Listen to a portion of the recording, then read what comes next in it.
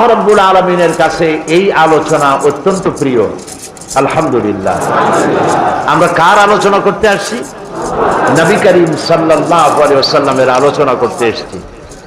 জিক্রে ইলাহি যেমন ইবাদত, আল্লাহর জিকির করা যেমন ইবাদত, জিক্রে হাবিবও তেমন ইবাদত।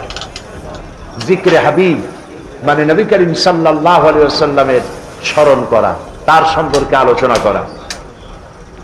প্রিয় ভাই সব, আমি নবী করিম সাল্লাল্লাহু আলাইহি ওয়াসাল্লামের সিরাতের কোন জায়গা দিয়ে শুরু করব আমি ঠিক ঠিকানা করতে পারছি না।